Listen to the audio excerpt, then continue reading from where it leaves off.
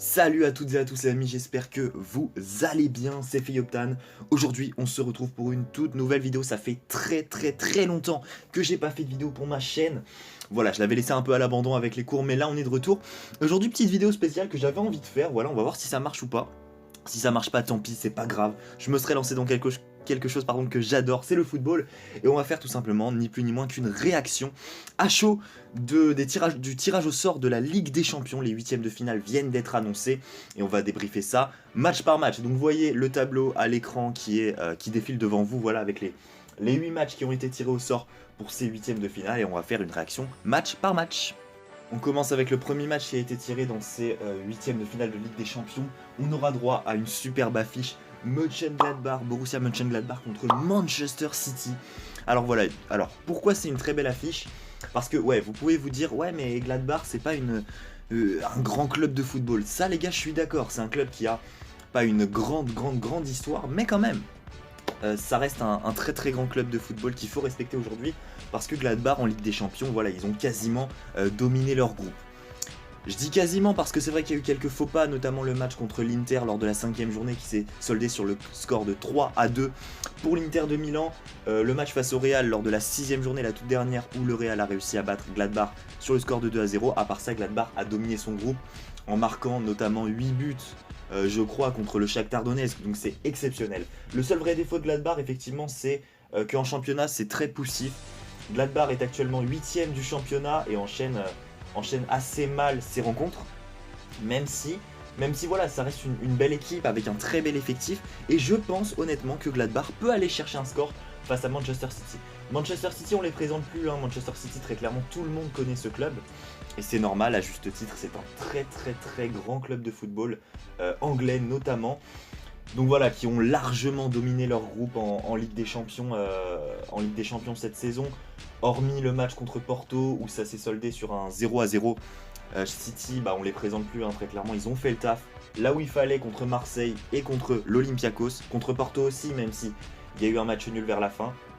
En championnat, City, ça reste une très belle équipe quand même si voilà, c'est vrai que contre les gros, City perdent un peu des points facilement. Faut savoir que City, c'est l'équipe qui a littéralement l'un des meilleurs effectifs, si ce n'est le meilleur effectif de la Première Ligue, et pourtant Manchester City n'est que 9ème à l'heure actuelle de Première Ligue, en ayant perdu notamment 2 points face à Manchester United, en ayant perdu 3 points face à Tottenham, bref. 2 points aussi face à Liverpool, bref voilà, City c'est une équipe dont on peut pas vraiment déterminer le niveau, c'est une équipe qui est un peu maudite en Ligue des Champions. C'est pour ça que moi je pense très honnêtement que City peut accéder à la suite de la compétition, mais il faut vraiment pas sous-estimer Gladbach, parce que Gladbach ça reste une très belle équipe, et j'ai même envie de vous dire que Gladbach peut essayer d'aller chercher quelque chose lors de cette double confrontation face à City. On passe au deuxième match qui a été tiré dans cette affiche de Ligue des Champions. Le deuxième match, c'est Lazio-Rome contre le Bayern Munich. Voilà, alors là, c'est pour moi le match le plus déséquilibré de ce tirage. Tout simplement parce que voilà, la Lazio-Rome, c'est un bon club, c'est un bon club européen. Mais voilà, la Lazio-Rome, ça y est pas, hein, face au Bayern. Le Bayern, je pense qu'on les présente plus très clairement. Des machines, tout simplement des machines. Je les vois pas du tout perdre contre la Lazio. Je les vois pas gagner du moins sur un petit score non plus. Je pense que clairement le Bayern part très largement favori face à cette Lazio-Rome. Moi je pense qu'il n'y aura pas débat, il n'y aura vraiment pas débat. Je vois pas ce que peut faire la Lazio face à ce Bayern là. Et pour moi le Bayern va arriver assez aisément en quart de finale de Ligue des Champions. La Lazio-Rome en championnat, c'est pas ça. Le Bayern non plus, vous me direz, ces derniers temps. Mais voilà, il n'y a que 2 équipes qui sont invaincues en Bundesliga actuellement, et le Bayern n'en fait pas partie, puisque ces 2 équipes ne sont que le Bayer Leverkusen et Wolfsburg. Donc le Bayern n'en fait pas partie. Pareil en Serie A, il y a 2 équipes qui sont invaincues, la Juventus et l'AC Milan. La Lazio n'en fait pas partie, la Lazio est 9ème de son championnat, en ayant perdu notamment contre la Spezia le week-end dernier. Donc franchement, je vois pas ce que peut faire la Lazio. Donc pour moi, c'est vraiment le match le plus déséquilibré. Je vois la Lazio passer avec 10% de chance, tout simplement. 90% de chance pour le Bayern et 10% pour la Lazio. Je sais pas si le Bayern peut faire le back-to-back 2 années consécutives. En tout cas, ce que je sais, c'est que pour moi, la Lazio n'atteindra pas les quarts de finale de Ligue des Champions cette année. On passe au troisième match tiré dans cette Ligue des Champions. Ce match, c'est Atlético-Chelsea. Deux grandes équipes du football, ça on peut pas dire le contraire. C'est un match assez... Comment dire, je ne saurais pas vous citer un gagnant voilà, de prime abord. Je pense qu'il faut plutôt attendre l'état de forme de ces deux équipes au mois de janvier. Là, c'est plus une réaction à chaud. Si je dois réagir à chaud maintenant, je dirais que l'Atlético va passer. Pourquoi? Parce que l'Atlético, ils sont deuxième actuellement en Liga, ce qui est très très bien, on va pas se mentir. Deuxième co-leader hein, carrément parce qu'ils sont à égalité de points avec le premier, le leader qui est la Real Sociedad. Ils ont tous les deux 26 points me semble-t-il. Voilà. Et l'Atlético, c'est tout simplement une équipe qui a une attaque de folie. Alors évidemment, on peut parler de Luis Suarez qui vient tout droit du FC Barcelone, mais on peut aussi citer Joao Félix qui est un peu sous-coté pour moi parce que même si voilà, on a beaucoup parlé de sa clause libératoire, on ne parle pas assez de ce joueur, cette pépite. Et Chelsea, c'est un peu poussif, je trouve, en championnat. On a du mal à voir Kai Havertz se démarquer. On a beaucoup de mal à voir comment cette équipe pourrait gagner des automatismes aussi rapidement. Je pense que Chelsea c'est une équipe qui est promise à un très très très grand avenir. D'ici 1 ou 2 ans, je pense que ça peut aller chercher la première ligue, mais cette année voilà c'est compliqué. Il y a Tottenham, il y a tout ça, il y a Tottenham, il y a Liverpool, etc. Et je pense que l'Atlético va passer contre Chelsea. Mais je pense que voilà, ça va passer 1-0 peut-être. Le quatrième match qui a été tiré, c'est tout simplement Leipzig-Liverpool. Étonnamment pour moi les gars, je vais vous dire, c'est un match assez équilibré je trouve, parce que ce sont deux équipes qui arrivent vraiment à performer dans leur championnat respectif. Le club le plus détesté d'Allemagne dans un premier temps, Leipzig, qui arrive à faire de très belles performances dans son championnat. On se souvient évidemment de ce 3 partout face au Bayern Munich. Incroyable, le match d'hier contre le Werder Bremen où Leipzig, avant-hier d'ailleurs, Leipzig a gagné 2-0, bref. Leipzig, voilà, ça fait de très belles perfs. On l'a vu face à Manchester United, Leipzig a gagné 3-2. Donc voilà, c'est exceptionnel. Leipzig, c'est une équipe qui peut nous surprendre et qui peut aussi surprendre Liverpool. Voilà, alors Liverpool, on ne les présente plus, hein, évidemment, vainqueur de la Ligue des Champions 2018-2019. Maintenant, c'est une très grande équipe qui a fait match nul face à Fulham ce week-end, certes, mais qui, voilà, qui domine encore la première ligue. Alors évidemment ils ne sont pas leaders, hein. C'est Tottenham qui est actuellement leader, mais voilà, Liverpool ça fait quand même des résultats, et en phase de groupe Liverpool c'était très solide, on va pas se mentir. Dans son groupe face à l'Atalanta, avec l'Atalanta, l'Ajax et Midtjylland, Liverpool c'était très présent. Et je pense que voilà, Liverpool co-leader actuel avec Tottenham avec au même nombre de points, juste derrière il y a Leicester, mais Liverpool c'est une équipe qui n'a perdu qu'une seule fois en championnat cette saison. Je ne sais plus contre qui c'était. Je peux aller essayer de vous chercher ça très rapidement les gars, mais voilà. Je pense que c'est un match quand même assez équilibré, voilà, parce que ce sont deux équipes qui performeront. Et là pour le coup va vraiment falloir attendre. Va vraiment falloir attendre, pardon, le mois de janvier, février, pour voir l'état de forme de ces deux équipes. Et oui, Liverpool a perdu, pardon, mais comment on aurait pu oublier ça? Évidemment, Liverpool a perdu contre Aston Villa sur le score de 7-2, souvenez-vous, c'était historique. Bref, peu importe. En tout cas, ce match-là, Leipzig-Liverpool, si je dois vous réagir à chaud maintenant tout de suite, je dirais vraiment que Leipzig va passer, mais sur le score plutôt de 1-0, 1 partout. Tu vois, c'est-à-dire que au match aller, il y aura un partout, et au match retour, il y aura 1-0. Je pense pas qu'on aura beaucoup de spectacles, même si c'est deux énormes attaques, avec d'un côté Mané, Salah, Firmino, évidemment.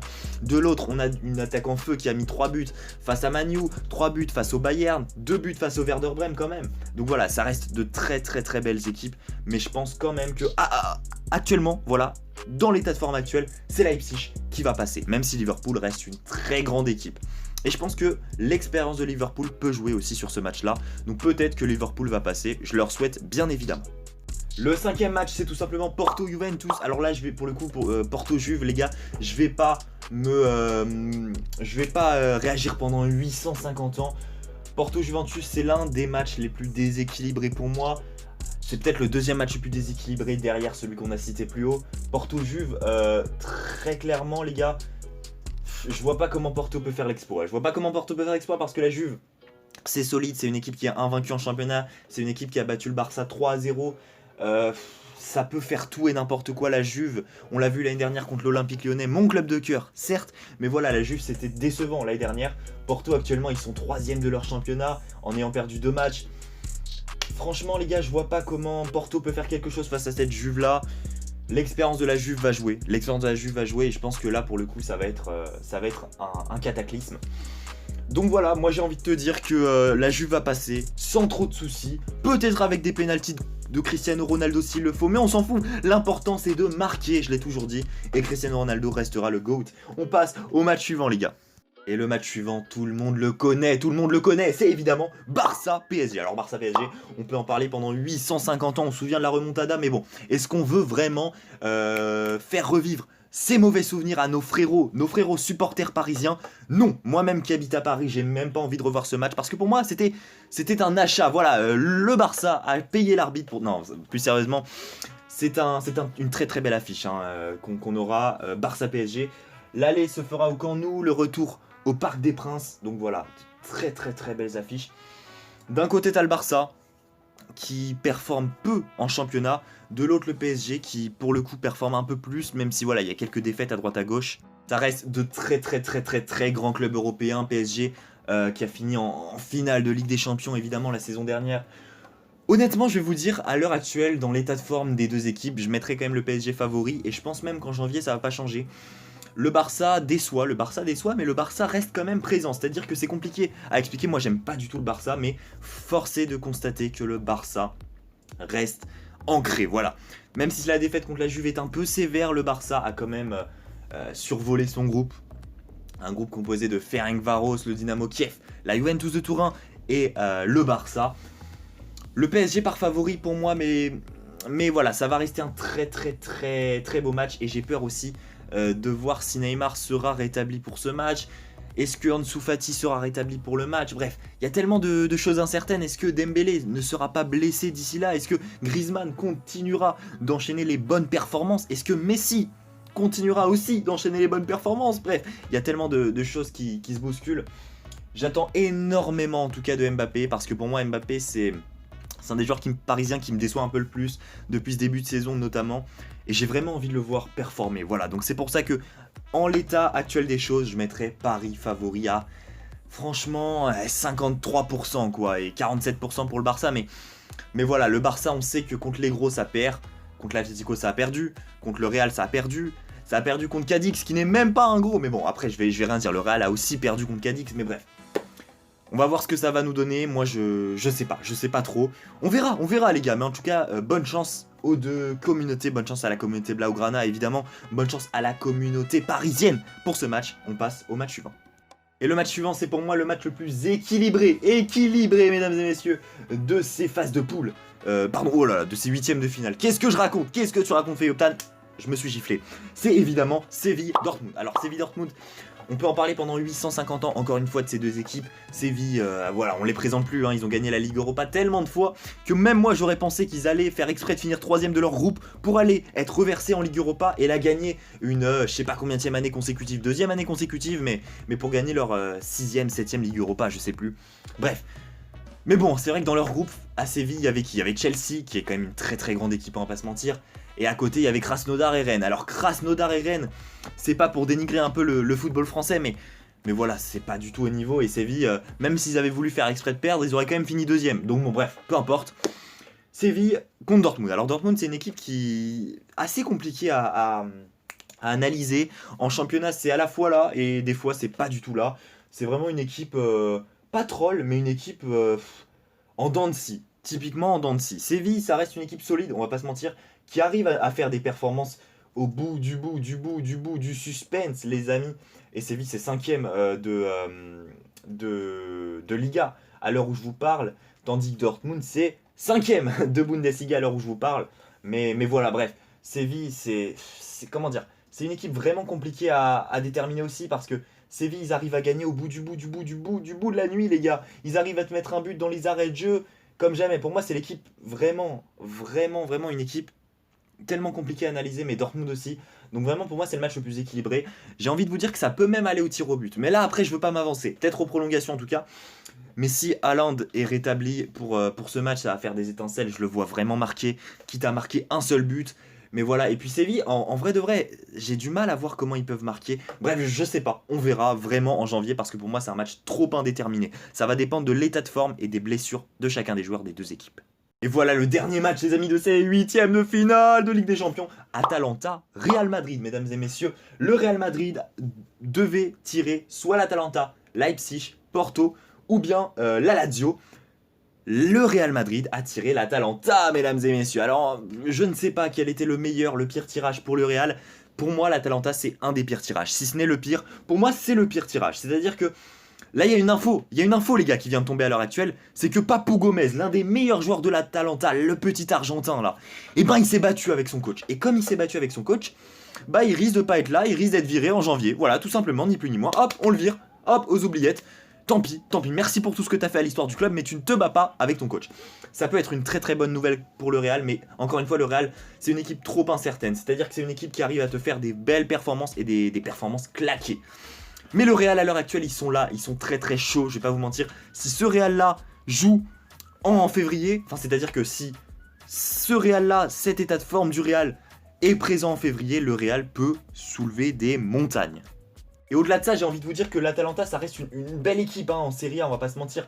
Quand même, qui continue à marquer des buts juste incroyables, mais ils ne sont que 8ème, voilà, un mauvais début de saison de l'Atalanta. En plus, ils vont affronter la Juve le week-end prochain, donc on va voir ce que ça va donner. Mais voilà, l'Atalanta, c'est compliqué. Ils ont perdu Papu Gomez, vraisemblablement, c'est l'info qui vient de tomber, c'est l'info les gars, je vous sors une info exclusive pour ceux qui ne savaient pas. En tout cas, si ce Real-là joue, voilà, je pense que le Real va gagner. Mais attention, parce que l'Atalanta peut revenir très en forme. L'Atalanta, c'est une équipe qui nous a déjà prouvé la saison dernière qu'ils étaient là. La saison passée aussi, on n'en parle pas assez, mais la saison passée aussi, ils ont marqué des buts du futur face à toutes les équipes de Serie A. Donc je pense que ça va être assez indécis. Mais le problème de ce Real-là, c'est pour moi que c'est un Real assez vieillissant. C'est-à-dire que on peut évidemment parler des boulettes de Thibaut Courtois, on peut évidemment parler des boulettes de Varane, mais... Comment dire? C'est vraiment un Real qui commence à vieillir, hein. J'ai vraiment l'impression qu'on est en train d'assister à l'EHPAD là frère, hein. On est vraiment dans un EHPAD.